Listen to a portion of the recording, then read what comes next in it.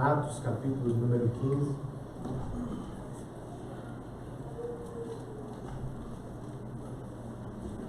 Nós vamos estudar agora pela manhã o verso 22 ao verso número 41.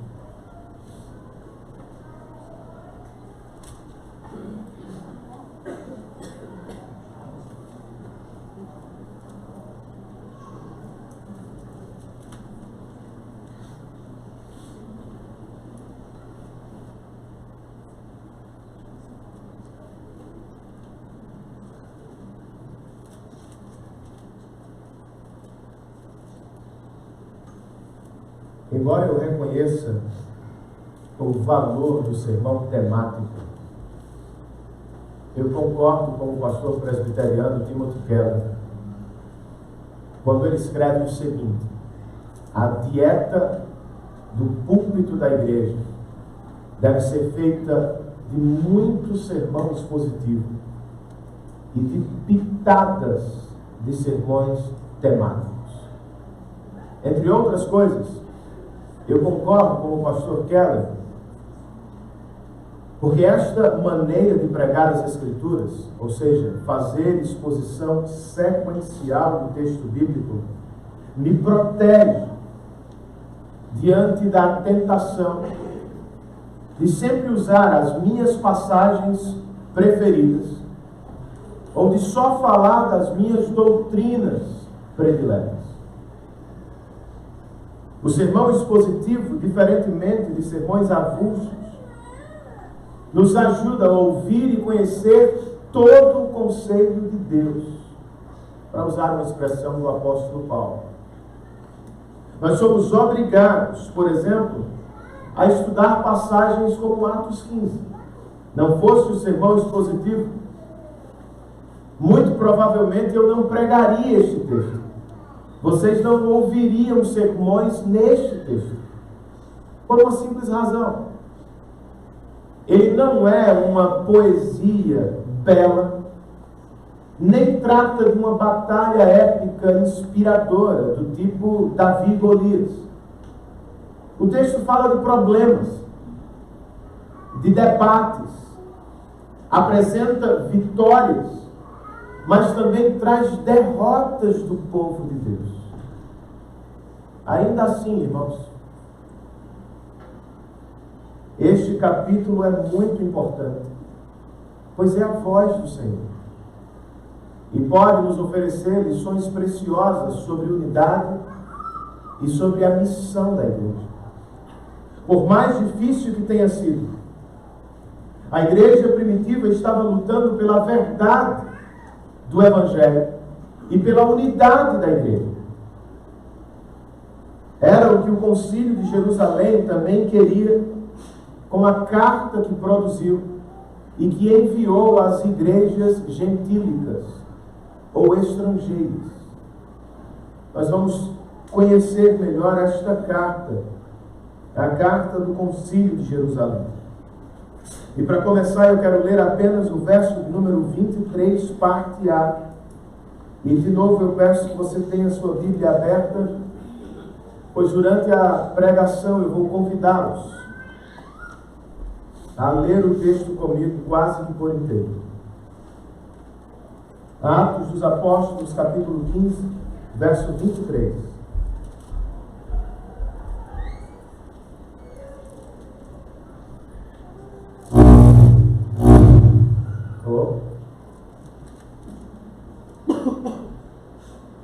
Todos encontraram o texto? Lucas escreve, Atos 15, 23. Com eles enviaram a seguinte carta. Que Deus abençoe e aplique a sua palavra aos nossos corações nesta manhã. O Evangelho da Graça e, consequentemente, a unidade da igreja estavam ameaçados pela controvérsia dos judaizantes. Como ouvimos ontem, os judaizantes eram pregadores supostamente enviados pela igreja de Jerusalém e estavam dizendo aos cristãos estrangeiros vocês precisam de circuncisão. Precisam obedecer às leis cerimoniais de Moisés. Ou então, não poderão estar certos da salvação. Graças a Deus, como aprendemos, os apóstolos e os presbíteros se reuniram em Jerusalém e resolveram a questão. Os discursos de Paulo, Pedro e Tiago foram decisivos. Todos eles se colocaram de pé para defender o Evangelho da Graça e para lutar pela unidade da igreja. Uma carta foi produzida e agora ela deve ser levada às mãos das igrejas gentílicas. Mas qual era o seu conteúdo? Qual foi o efeito imediato desta carta sobre os nossos irmãos estrangeiros? E tão importante quanto, será que ela resolveu todos os problemas da igreja? Comecemos, irmãos, pelo texto da carta do concílio. Antes do conteúdo propriamente, percebamos a escolha que o concílio fez, verso de número 22. Volte os seus olhos comigo outra vez para o texto sagrado. Lucas escreve: então os apóstolos e os presbíteros, com toda a igreja, foram bem batistas aqui. Apóstolos, presbíteros, com toda a igreja, uma assembleia.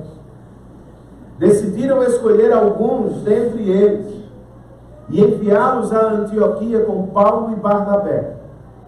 Escolheram Judas, chamado Barsabás, e Silas, dois líderes entre os irmãos. Talvez você esteja se perguntando por que o concílio resolveu enviar dois outros homens com Paulo e Barnabé. Eles já não eram suficientes. Um comentarista sugere o envio de representantes do concílio conferia um caráter mais oficial, mais solene à decisão do concílio. Não era apenas o posicionamento de Paulo ou uma ideia de Barnabé. A presença destes homens dava à carta que eles carregavam o selo conciliar. Além disso, os dois eram a foto da unidade da igreja. Muito provavelmente você não tem essa informação. Mas Judas representava a ala dos judeus. Era um judeu. E Silas representava a ala dos gentios. Era estrangeiro. Por isso também desceram ou levaram a carta com Paulo e Barnabé. E o que ela dizia? Bem, leiamos a saudação da carta do concílio, verso 23. Com eles, enviaram a seguinte carta: os irmãos apóstolos e presbíteros, aos cristãos gentios que estão em Antioquia, na Síria e na Cilícia. Eu não sei o que você viu, mas me permita destacar o que saltou aos meus olhos já na saudação da carta. Estamos falando de apóstolos apontados por Deus e de presbíteros eleitos pela igreja. São homens de honra, respeito e de autoridade. Mas como se apresentam aqui, irmãos? Eles se apresentam os irmãos, apóstolos e presbíteros. Eles ocupam cargos de liderança, receberam o poder de Deus e da igreja para liderar, mas no final do dia, eles também são irmãos, cristãos. E como tratam os gentios, que pela graça de Deus depositaram fé em Cristo? De cara, eles resolvem o problema dos judaizantes, chamando os gentios de cristãos gentios. Já na saudação eles estão dizendo: vocês não precisam de circuncisão,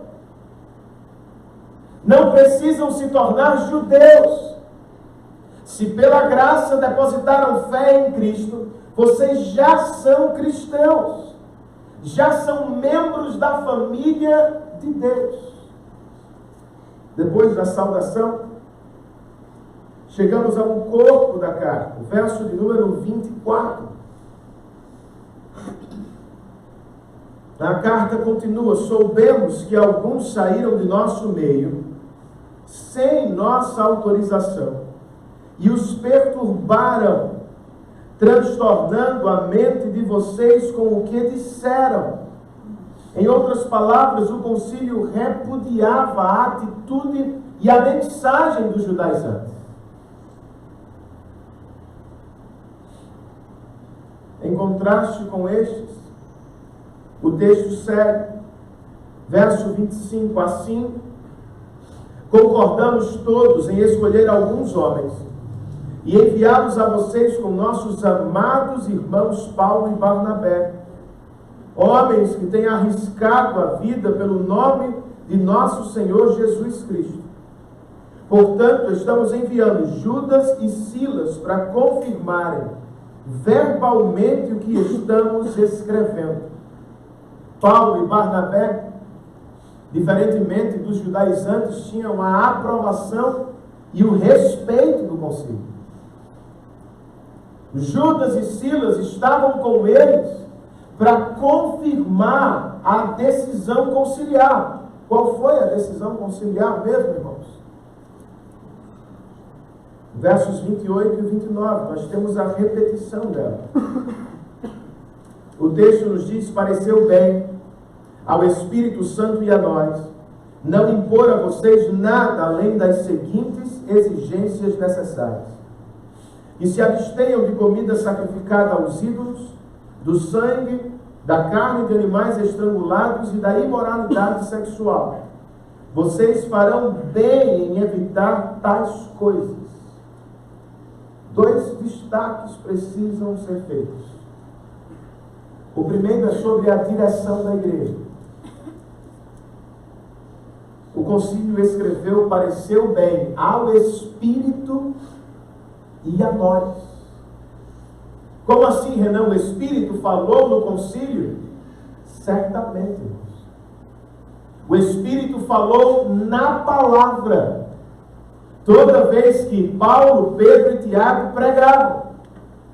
E o Espírito continuou falando no debate conciliar, enquanto os irmãos discutiam a palavra. Depois da era apostólica, irmãos, esta seria a regra: Deus falando na palavra.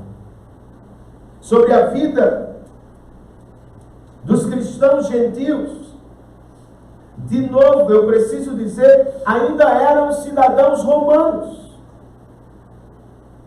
Não precisavam se tornar judeus, mas já não eram mais apenas cidadãos romanos. Por causa de Cristo, eles eram, àquela altura, cidadãos dos céus, membros da família de Deus. Não podiam mais seguir ou levar a vida como antes. Não poderiam mais participar da religião pagã, ou viver com a ética dos não cristãos. Ainda eram gentios, estrangeiros, samaritanos, fenícios, gregos. Mas agora eles tinham um outro rei, outros valores, outra ética. Deveriam viver como cristãos gentios. Não é assim que também devemos viver, queridos? Por causa da carta da verdade,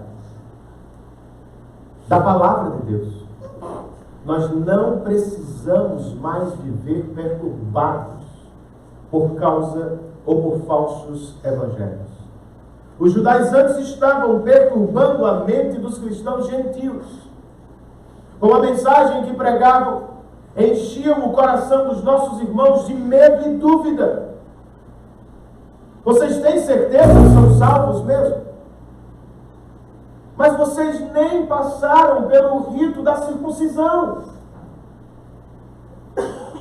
Sabe, queridos, é o que ainda acontece nos nossos dias. Quando ouvimos falsos evangelhos, falsos pregadores, a nossa mente é perturbada e o nosso coração é tomado por medo e dúvida. Somos ou não amados por Deus? Temos ou não as bênçãos do Senhor sobre nós? Como você pode ter certeza disso? Como você se protege dos falsos pregadores e dos falsos evangelhos? Você precisa conhecer e amar o Evangelho da Graça, o qual estava revelado na carta do concílio e que igualmente está revelado na Bíblia que você carrega na mão.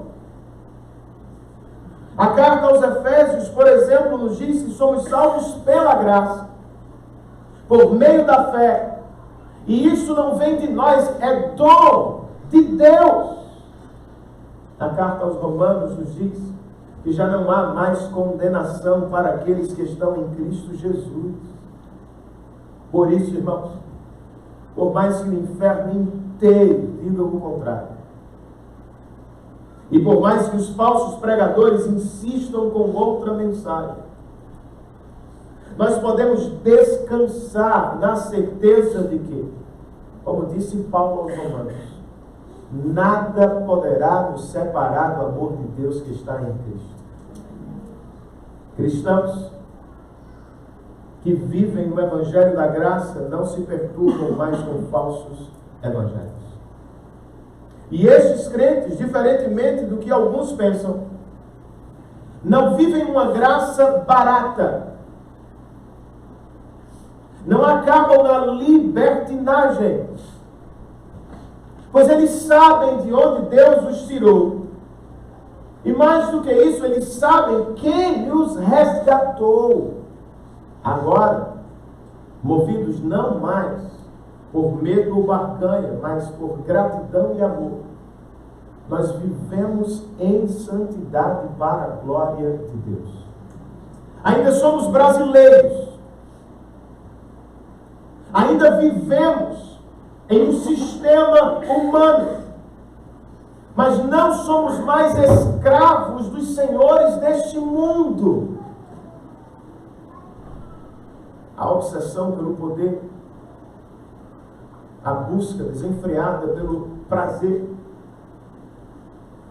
não precisam mais nos dominar. O Evangelho nos liberta da falsa adoração, abrindo-nos os olhos para o único e verdadeiro Deus, em quem encontramos tudo o que mais precisamos. Mas vamos ser sinceros, já somos salvos, mas ainda temos corpos habitados pelo pecado. Já somos cidadãos dos céus, mas ainda habitamos na terra manchada pelo pecado. Logo, até o último dia, travaremos uma batalha ferrenha contra as tentações do mundo, da carne e do próprio diabo. Como lutar? Nas palavras de John Piper, trata-se de uma guerra por satisfação. Quanto mais satisfeito você estiver no próprio Deus, mais distante também do pecado você estará. E ao mesmo tempo, quanto menos possibilidade de pecar tiver, menos chance de cair haverá. O que eu estou dizendo é, na luta contra o pecado, nós precisamos cortar limitar as possibilidades de pecar. Como disse Jesus no Sermão da Montanha, olho direito, mão direita, pé direito. E também preciso correr, vocês precisam correr, nós precisamos correr diariamente para tudo o que Deus fez por nós em Cristo Jesus. E se você precisar, na verdade, quando você precisar, faça bom uso da igreja local com quem você congrega. Como lemos na saudação, somos todos irmãos, apóstolos e cristãos, pastores e ovelhas. Nós nos ajudamos uns aos outros, protegemos uns aos outros, motivamos uns aos outros, aconselhamos uns aos outros. Se você é oficial dessa igreja, é um líder da igreja, ou se é um irmão mais experiente, uma irmã mais madura na fé, não espere. Tome a iniciativa para ajudar os demais. Vamos notar as pessoas com quem adoramos, os irmãos com quem servimos ao longo da semana. Vamos perceber se precisam de ajuda. Vamos tomar a iniciativa para oferecer algum socorro. Pode ser uma conversa informal, um momento de oração. Quem sabe, uma medida para integrar aqueles que estão chegando entre nós, conectados ao corpo que se reúne aqui. E se você é a pessoa que precisa de ajuda, seja humilde e corajoso. Procure os irmãos com quem você congrega e peça ajuda. É o que fazemos em uma família de fé, irmãos. Nós escrevemos uns aos outros cartas, enviamos mensagens, oramos, nos encontramos para conversar, para ajudar e fortalecer uns aos outros. Ouvimos sobre o texto da carta. Ouçamos agora sobre o efeito que ela produziu. Ao abrir este parágrafo, que vai do verso 30 ao 35, Lucas nos conta que os irmãos não perderam tempo. Leiamos o verso 30, ou os versos 30 e 31. Uma vez despedidos, os homens desceram para Antioquia, onde reuniram a igreja e entregaram a carta. Olha o primeiro efeito dela, verso 31. Os irmãos a leram e se alegraram com a sua animadora mensagem. Em outras versões, nós encontramos que ao receber a carta, os irmãos se alegraram e foram confortados. O medo e a dúvida, plantados no coração deles pelos judaizantes, foram dissipados pela carta do Evangelho da Graça, irmãos. Pela mera leitura daquilo que seria palavra de Deus depois. E pelo que parece, nenhum deles se levantou contra a direção do concílio, no que diz respeito às exigências feitas pelo concílio. Um comentarista escreve: como os cristãos de Jerusalém, os cristãos gentios também desejavam a unidade da igreja. O que a carta pedia deles era muito pouco em comparação com o que haviam recebido. Além de entregar a carta do concílio, Judas e Silas, verso número 32, que eram profetas, encorajaram e fortaleceram os irmãos com muitas palavras. E tendo passado algum tempo ali, foram despedidos pelos irmãos com a bênção da paz, para voltarem aos que os tinham enviado. Mas Silas decidiu ficar ali. E Paulo e Barnabé também ficaram ali. Fazendo o que, irmãos? Verso 35. Paulo e Barnabé permaneceram em Antioquia, onde com muitos outros ensinavam e pregavam a palavra de Deus. A igreja de Antioquia, vocês devem lembrar, era uma escola de pregadores. Por isso Lucas nos diz que Paulo e Barnabé ensinavam com muitos outros mestres da igreja. Detalhe, Paulo e Barnabé não só ensinavam, o texto também nos diz que eles pregavam.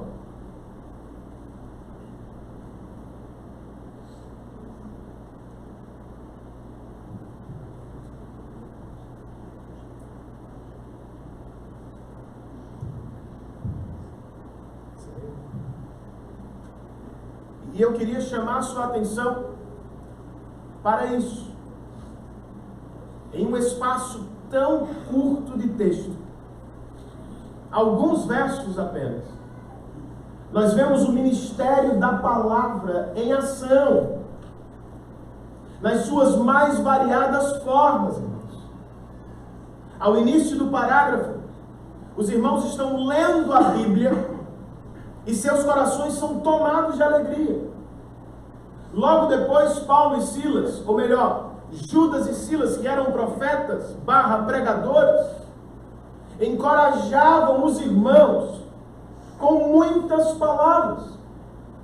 Por fim, você tem Paulo, Barnabé e muitos outros ensinando e pregando a palavra.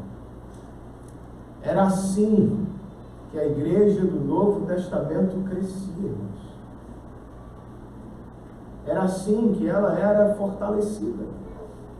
É assim também que a nossa igreja será edificada. Alguns irmãos estão tentando as novas estratégias do mercado. Outros estão se valendo dos best-sellers. Não é o que devemos fazer, irmãos. Não podemos trocar a Bíblia por dicas baratas de autoajuda. Nem devemos transformar o culto a Deus em entretenimento para os homens. A igreja de Cristo é edificada sobre a palavra dele. Em seu livro, O Catecismo do Pregador, o pastor Lewis Allen afirma que o fim supremo da pregação é glorificar o nome de Deus. Como é que acontece na prática, Renan? O mesmo pastor escreve: a pregação que glorifica a Deus é aquela que declara tudo que Deus é e faz por seu povo. Infelizmente, por falta desta pregação, John Piper escreve: pessoas estão morrendo famintas da grandeza de Deus, mas muitas delas não fariam este diagnóstico de suas vidas perturbadas. Por que não? Porque a majestade de Deus é uma cura desconhecida. E há prescrições muito mais populares no mercado gospel. No entanto, o benefício de qualquer outro remédio é sumário e pouco profundo. Piper conclui: a pregação que não contém a grandeza de Deus pode até entreter por algum tempo, mas ela jamais tocará o clamor secreto das nossas almas. Segundo Moisés, este clamor é: mostra-nos a tua glória. Eis o que está envolvido num culto, na exposição da palavra. Por mais singela que seja a nossa reunião, e por mais natural que tudo lhe pareça aos olhos, Isto é sobrenatural. Deus prometeu estar no nosso meio. Um culto que agrada a Deus é a palavra norteando canções, orações. É a palavra sendo proclamada e ensinada, e à medida que olhamos para Deus, nós somos edificados e nos tornamos felizes no Senhor. Qual é o efeito disso depois, Renan? Qual tem sido o efeito da palavra no seu próprio coração? Irmãos, há muitos cristãos tristes na vida, apenas porque eles não se encontram com Deus com tanta regularidade. Vejam o que acontecia lá. Os irmãos leram a Bíblia, a carta do concílio que entraria no cano da Escritura, e sem auxílio de nenhum professor, eles foram tomados de alegria.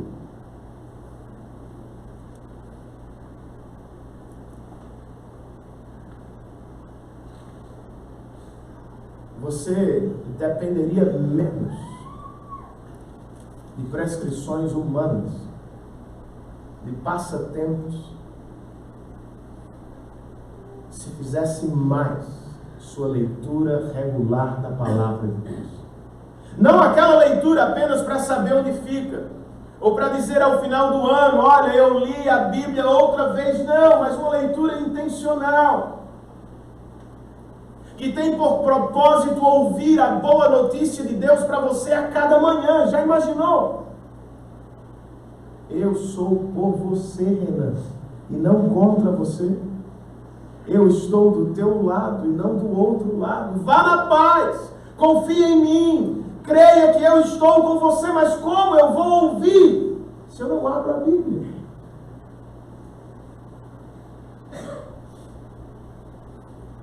Outros irmãos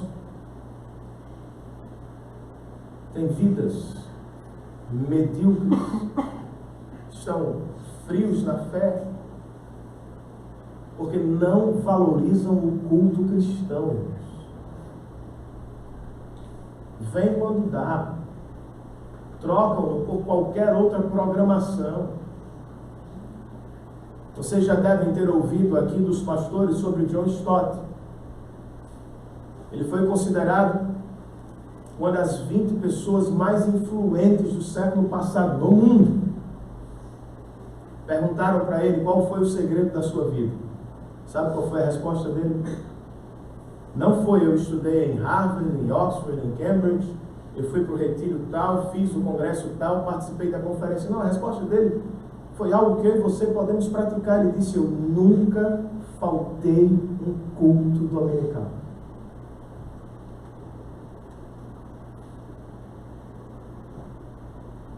Judas e Silas estavam com os irmãos de Antioquia e os encorajaram pregando a palavra do Senhor. Cristãos se sentam para ouvir a voz de Deus semanalmente, pois creem que quando a Bíblia é exposta, Deus lhes fala ao coração.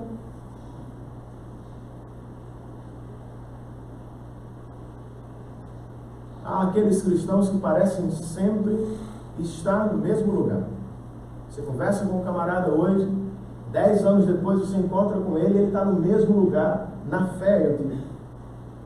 Hebreus nos diz, no capítulo 5, que nós deveríamos, em algum momento da vida, ser mestres da Bíblia. Mas como seremos? Se temos tempo para tudo, mas não temos tempo para uma leitura cristã que edifica. Como seremos? Se os estudos bíblicos que são oferecidos por nossos mestres não são prioridade na nossa agenda. Nesta igreja de Antioquia, os irmãos eram edificados pela leitura da palavra, encorajados pela pregação da palavra, e eles aprendiam aos pés de Paulo e Barnabé.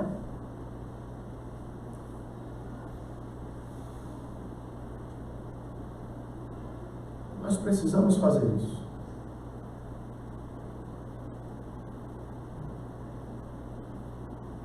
Pois não há nada mais a fazer que seja mais importante. Jonathan Edwards, um pregador do século XVIII, dizia que pós-conversão, pós-salvação, só existe crescimento na mesma salvação. Ele dizia: o Espírito nos matricula na escola de Cristo, nos dando professores de Cristo, com quem vamos aprender de Cristo para o resto da vida. Não crescer em Cristo é sinal de problema, doença. E para terminar, irmãos, terminar esta divisão, ainda tem mais uma, tá?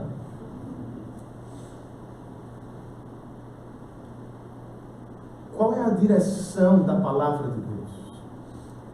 Bem, vocês conhecem cristãos que vivem à espera de sonhos, profecias, sinais para tomar decisões, para saber com quem vão casar, para onde vão servir. Não tem nada disso neste texto.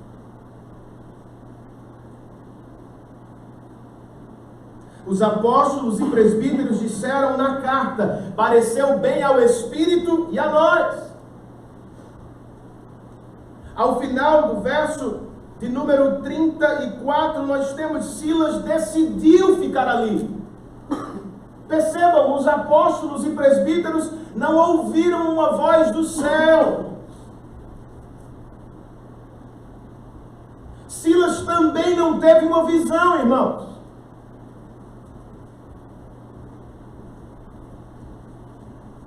Os apóstolos e os presbíteros ouviram a voz de Deus, o Espírito de Deus falando na palavra.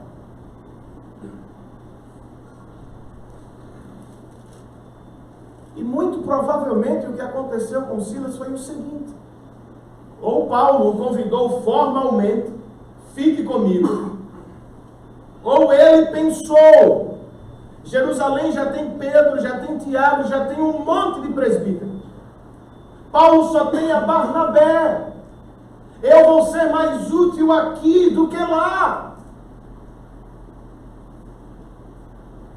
Eu penso que é assim que devemos tomar decisões na vida, irmãos.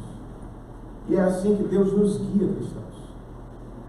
Por meio de sua palavra e através de sua providência. De modo geral, tudo que você precisa ouvir de Deus está escrito aqui. É por isso que a confissão da minha igreja declara o seguinte: esta é a nossa segurança.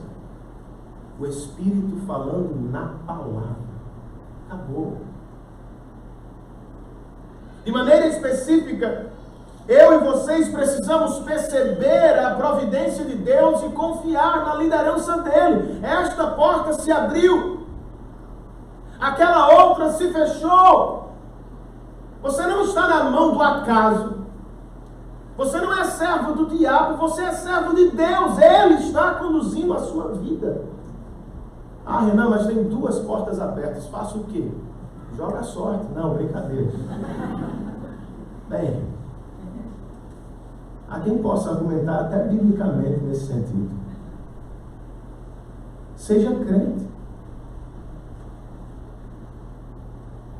E faça-se uma pergunta que lhe perturba, mas que pode trazer glória para Deus. Qual destas portas vai me levar a glorificar mais a Deus? Onde eu seria mais útil para Ele e para o reino dEle? Costumeiramente tomamos decisões como mundanos. Pensamos apenas nas nossas vantagens, no que vamos ganhar, no que vamos perder, no nosso conforto, na nossa prosperidade, no nosso bem-estar. Irmãos, aqui está Silas, dizendo: eu poderia ficar na igreja de Jerusalém, mas eu vou com Paulo ao campo missionário, pois ele precisa mais.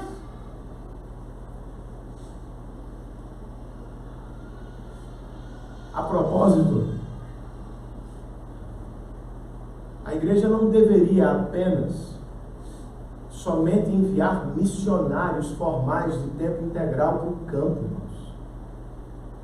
Vocês jovens que estão se formando, não pensem apenas no Rio de Janeiro, em São Paulo. Não sei se tem gente que pensa no Rio. Ou em São Paulo. Tem muita gente querendo ir para João Pessoa, lá é 10. Mas geralmente é assim, o jovem se forma em medicina, em enfermagem, em direito, e ele pensa, onde é que eu posso me dar bem? Não! Pegue o carro e vá na direção do interior do Brasil. E veja onde você seria mais útil para a glória de Deus.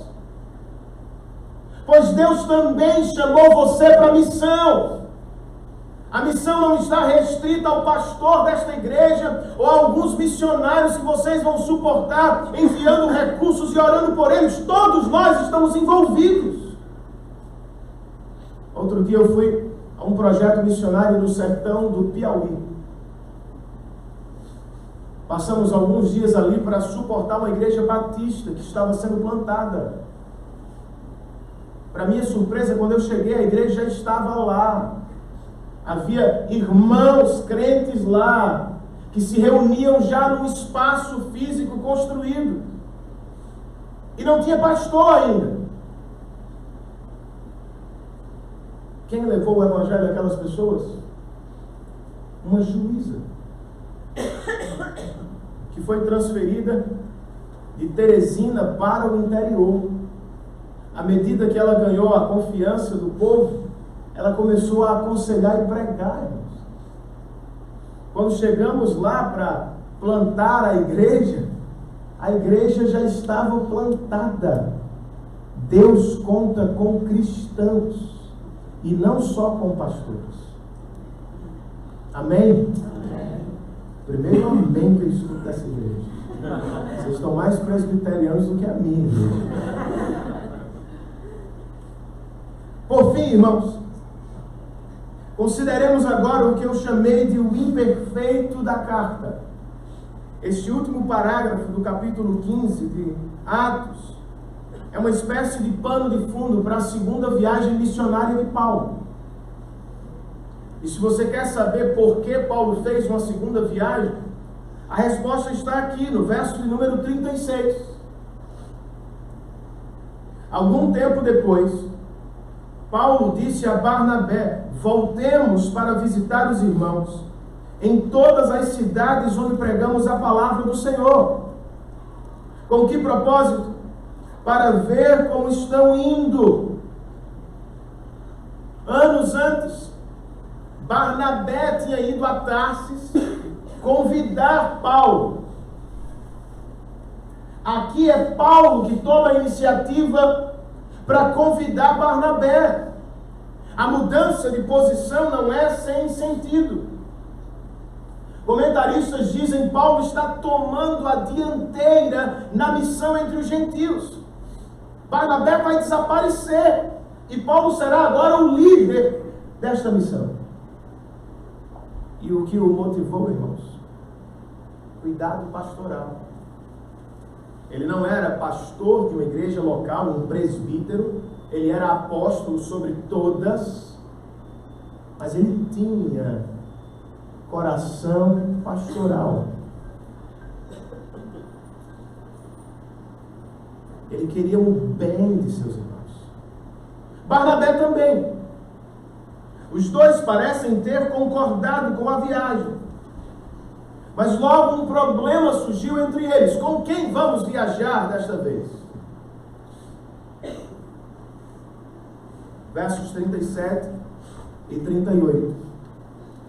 Barnabé queria levar João, também chamado Marcos, mas Paulo não achava prudente levá-lo, pois ele, abandonando-os na Panfilha, não permanecera com eles no trabalho. Eis o problema, irmãos. Mesmo sabendo que João Marcos havia falhado na primeira viagem, Barnabé, que era primo dele, queria oferecer-lhe uma segunda chance. Paulo, mais preocupado com a missão, diz: não, Barnabé, E se fizer de novo? E se Marcos nos abandonar outra vez? Nós vamos sofrer de novo. Os dois tinham suas razões, irmãos. E nenhum conseguiu convencer o outro. Por isso, Lucas escreve no verso 39, tiveram um desentendimento tão sério que se separaram. Aquilo que os sofrimentos e as perseguições não conseguiram fazer, a discórdia mútua acabou fazendo. A igreja que acabara de desfrutar uma vitória de unidade em Jerusalém tem de amargar uma derrota promovida pelos seus líderes mais destacados, Paulo e Barnabé. É o que acontece às vezes. Homens falham e até os melhores deles são imperfeitos. Mas louvado seja Deus, porque a sua graça sempre triunfa. O que é que eu tenho em mente? Verso 39, parte B. Lucas nos conta: Barnabé, levando consigo Marcos, navegou para Chipre. Mas Paulo escolheu Silas e partiu, encomendado pelos irmãos à graça do Senhor. Passou então pela Síria e pela Cilícia, fortalecendo as igrejas. Embora a expressão encomendado pelos irmãos à graça do Senhor nos dê a impressão que a igreja ficou do lado de Paulo e não de Barnabé, o resultado da separação destes dois terminou sendo uma bênção para o progresso do Evangelho. Barnabé voltou para sua cidade natal, Chipre, e fez ali um baita trabalho para a glória de Deus. Paulo seguiu viagem, evangelizando os perdidos e plantando igrejas ao redor do império. De uma equipe missionária, Deus fez duas. E o que eram apenas alguns discípulos ao início, em breve, vai se transformar em muitos discípulos e diversas igrejas. Eis o triunfo da graça, irmãos. As nossas imperfeições não serão empecilhos para a obra de Deus. E nenhum cristão, por mais feia que tenha sido a sua queda, jamais estará totalmente fora do alcance da graça. Pense em João Marcos. Ele errou mesmo. Ele abandonou os irmãos. Paulo, com razão, não quer levá-lo. Paulo desistiu dele. Deus, por sua vez, nunca abriu mão de seu servo. Você provavelmente sabe disso. Esse João Marcos vai ser em um futuro breve o autor do evangelho que você tem na Bíblia, Marcos. Ele vai ser útil primeiro para Pedro e mais tarde será útil até mesmo para Paulo. Em sua primeira prisão de Roma, Paulo escreve aos Colossenses: se Marcos for visitá-lo, recebam-no com alegria. Na última prisão, já às portas da eternidade, Paulo diz a Timóteo: quando vier me visitar, traga-me Marcos, pois ele me é muito útil para o ministério. A graça não justifica o que aconteceu na Panfilha, quando Marcos abandonou os missionários. Mas ela nos ajuda a louvar a Deus, irmãos, mostrando-nos que Ele, que é cheio de misericórdia, pode nos oferecer novas chances de servir. O que eu faço, Renan? Você começa de novo. Ah, mas as pessoas não vão confiar em mim, é natural. De cara você terá de amargar alguma desconfiança. Vai ter de esperar. Passará por algum tempo probatório, provavelmente. Mas não é para as pessoas que devemos olhar, irmãos, primeiramente. Nós precisamos fitar os olhos na graça de Deus e seguir viagem. Seguir adiante. É o que a igreja do Senhor precisa fazer também. Enquanto estivermos em nosso atual estado de imperfeição, nós não teremos todos o mesmo pensamento sobre tudo, todas as vezes. Devemos lutar pela unidade da igreja. E nós mesmos devemos evitar ser a causa da divisão na igreja.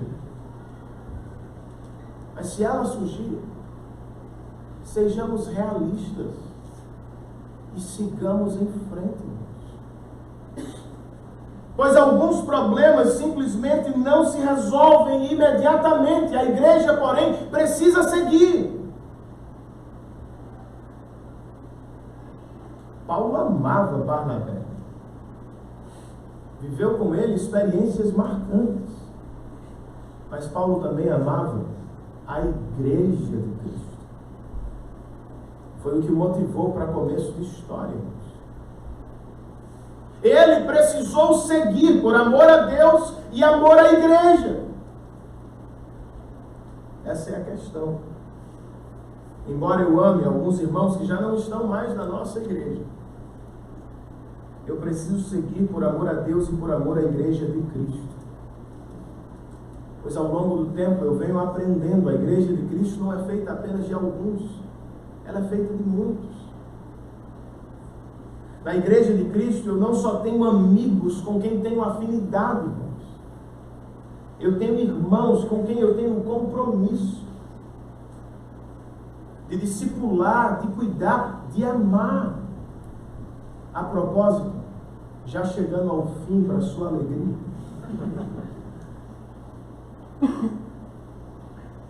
você tem amor por esta igreja local? Se sim, o que você tem feito na prática que revela este amor? Tomem nota, Paulo está para fazer a segunda viagem missionária. Ele sabe o que vai enfrentar, irmãos.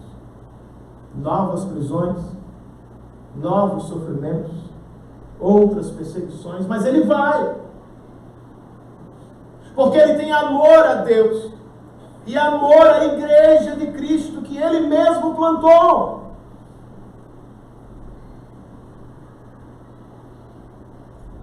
O que será que estamos fazendo por amor à igreja de Cristo com quem nos reunimos semanalmente? O que será que você pode fazer ainda esta semana para revelar este amor?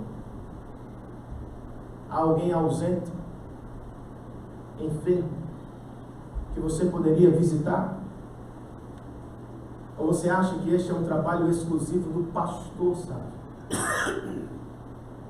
Você tem algum recurso para além das suas necessidades? Que você pode repartir com as necessidades da igreja de Cristo? Pense no que você pode fazer prático para revelar este amor que você tem por sua igreja local.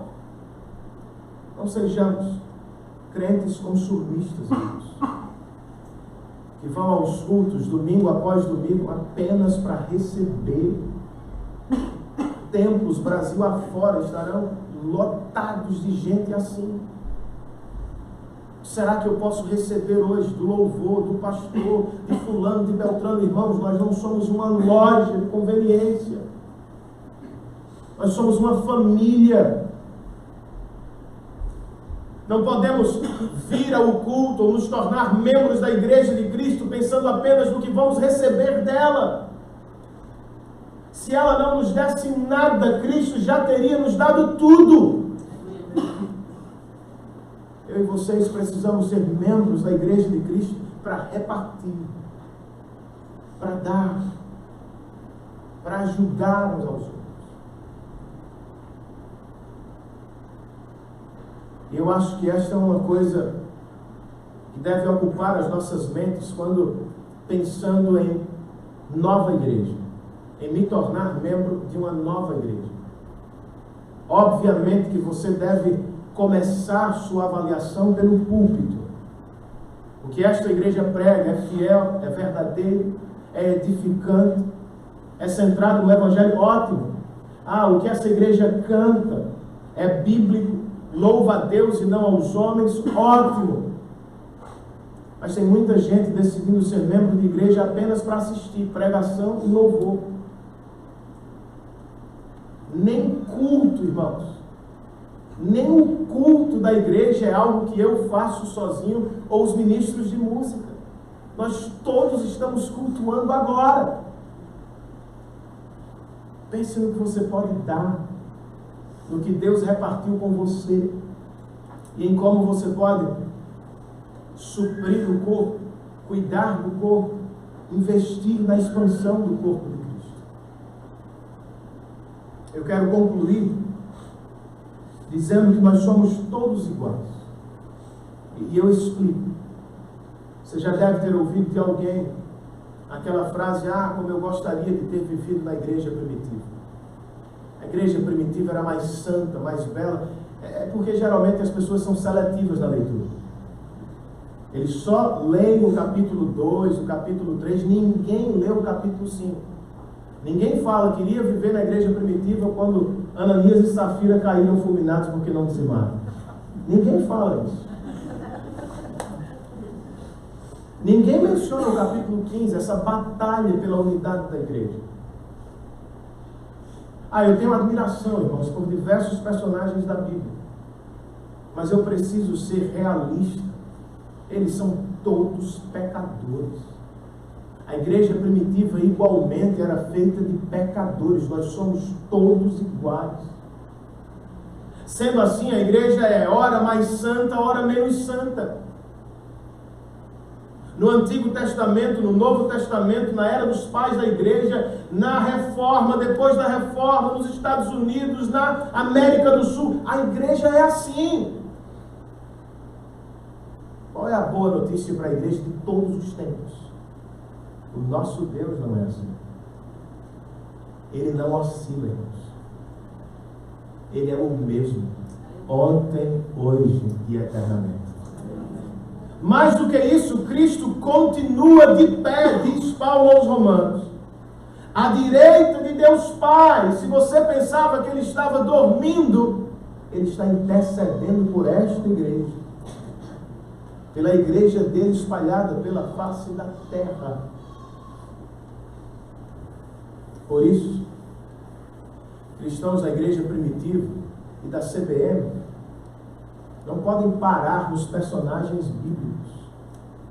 Nós todos precisamos correr para o Cristo de Deus, o perfeito que se entregou na cruz para salvar os imperfeitos, aquele que era perfeito e justo, sobre quem Deus derramou o castigo dos nossos pecados. É assim que o sermão expositivo nos ajuda. Além de nos apresentar o próprio Deus como ele é revelado na palavra, passagem a passagem, o sermão expositivo nos ajuda a perceber o que Deus fez por nós em Cristo. Sendo assim, o melhor sermão expositivo é aquele que se transforma em sermão cristocêntrico. Ou seja, é aquele sermão que a cada domingo chama a nossa atenção de volta para a boa notícia do Evangelho. O que Deus fez por nós em Cristo. Pela primeira vez, pela 100ª vez, vamos nos banquetear com o Evangelho da graça de Deus que recebemos em Cristo Jesus. Deus nos abençoe, irmãos.